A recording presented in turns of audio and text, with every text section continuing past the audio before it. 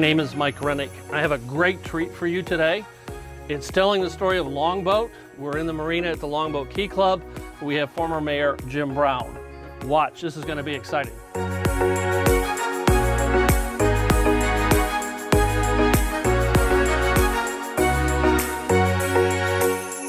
This is all part of my promise to share with you Longboat Key from the folks that live here, work here, and play here. And I am really honored today. We have Mr. Jim Brown. Jim, good morning. Good morning. Jim has been mayor of this great island. He's been part of the planning commission. He's done so many things. He's involved in everything. We'll talk more about that in a minute. But I'm going to deviate from the original plans, and we have two special guests with us. And I'm going to ask Jim if he would introduce them for us. I will. These are two of my roommates. This is Jack. Introduce yourself, Jack. He's so cute. And this is Jesse. Look at this. Aren't they great? They're amazing. And the great security is we were walking up to the boat. They both heard us and let Jim know that we were coming. So this is, they live on well, let's talk about you live here in the marina on the boat. I do. I live full-time on the boat. It's a 72-foot Hatteras, 1982 model. It's an amazing craft. It has a lot of room and we're all comfortable on it. Do the two young boys here enjoy living on the boat? I think they do. The first time they came, they seemed a little nervous, but the first day that I brought them on board, but after that, they acclimated pretty easily and they seem to enjoy. So let's come back to you. Everybody knows who you are because you've been so active for such a long period of time on this island. What are some of the things you've done on the island?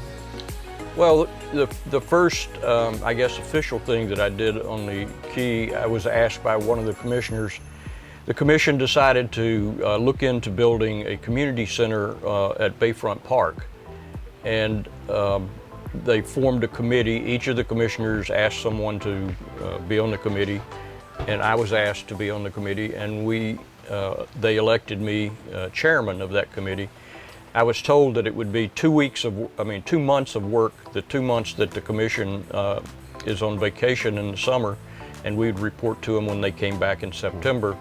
Turns out that it took 3 years to do what we did because we got very involved. We actually hired architects and had a building designed, and then we had it redesigned, and then we had it done in phases and all kinds of things. But that was an involvement that introduced me to the Key. And then as a result of that, I was asked to come on the Planning and Zoning Board, which was kind of natural for me being an architect. And I have a master's degree in urban planning. Where did it go from there? Well, you didn't stop with just the Planning and Zoning Committee. After 4 years on the planning board and commissioners constantly asking me to run for the commission, I finally, at a weak moment, I really didn't want to be on the commission, but I said that to my wife one day. They keep asking me to be on, and I'm really not interested. And she said, well, maybe you can go on and help fix some of the problems. So again, at a weak moment, I said yes. And my third year on the commission, I became mayor. I never even thought about being mayor. I was nominated and elected, and then that year we changed town managers. I was very involved in that and so forth. And one of the commissioners the next year, when they were electing the mayor, said, Jim's had a hard year, why don't we let him be mayor again? And the town attorney said, you can't do that, you can only be mayor for 1 year. And somebody said, well, I make a motion that we change that, and they did, and I became a mayor for 2 years. And the next 2 years, it was sort of like, well, everything's fine, let's just let Jim be mayor. And then, fortunately, I became term limited. But you're being very, I can't think of the right word right now, not bashful, but you had some great accomplishments on this island. It's the leadership you brought here that has a lot to do with what this island looks like today.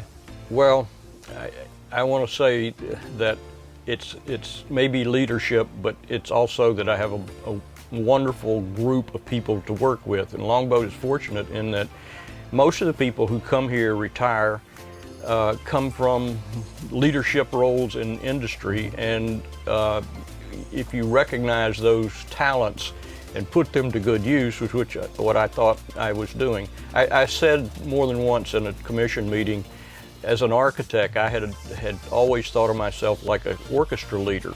I don't play all the instruments, but I know when they need to be played. So you're the glue that brings everything together. Yeah, and we've had some wonderful people. David Brenner, who just died recently, was one of these people that came from the Philadelphia area and made a lot of difference here on Longboat Key. And I knew when to use David and his talents and so forth. He was one of the founding partners of Arthur Anderson Financial Group. So he knew those kinds of things. And we worked together on many projects, and I really enjoyed working with him. When you're not involved in running the island and involved in the community activities, what's your passion for fun? What do you like to do? Well, probably my favorite thing is, here on Longboat anyway, is tennis. Ah. And I've been playing tennis all of my adult life. I didn't play as a child or as a young person. I started in college.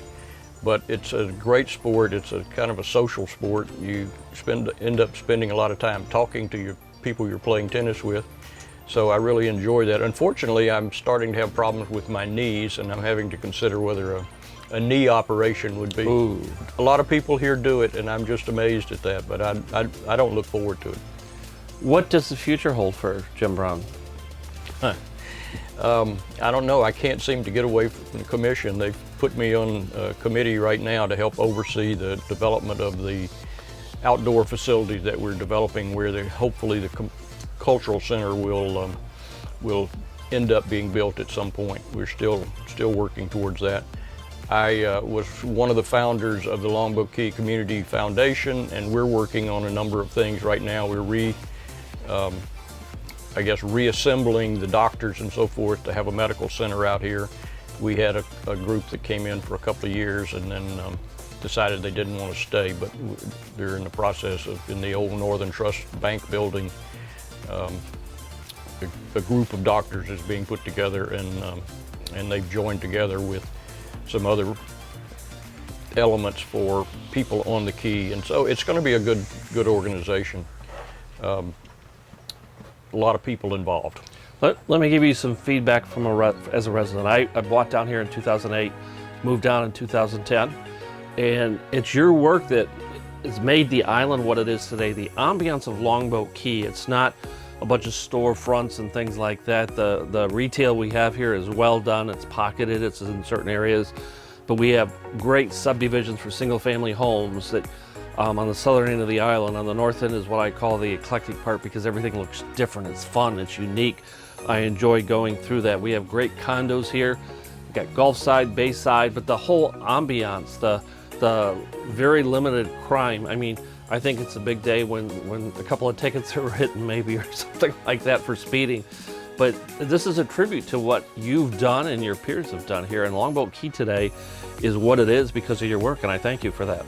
Well, I'll tell you another little story. The only person who's been mayor more than me was a neighbor of mine, and Sam Gollop was his name. And he came here in the 50s, and there was no town of Longboat Key when he came here. And as it was developed, I think it was around 1955 that they incorporated. He was one of the people that got involved and started making Longboat what it is today.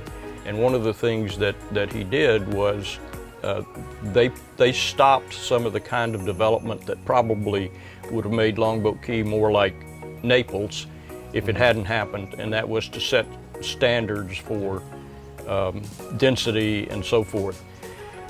And to make Longboat primarily a residential community with just the kinds of, and I call them services, not so much commercial as services. The commercial that we have, the grocery stores and the drugstore and the hardware store and the restaurants and stuff like that, they're services that we need here and want here, and I think that's what makes Longboat what it is. But I have, with my architectural background and my planning background, been able to see the good things that have been done in the past and to hopefully help build on those for the future.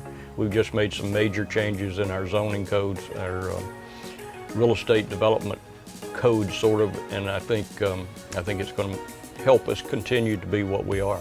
Well, this is an amazing community. It's an amazing island, and folks like Jim are the reason that it is that way. Jim, I want to thank you for telling your story. I want to thank you for being part of Longboat Key, and I want to encourage you to stay involved on this island because we need that kind of work. Thank you. Yeah, thank you. Jim, take care. Yep.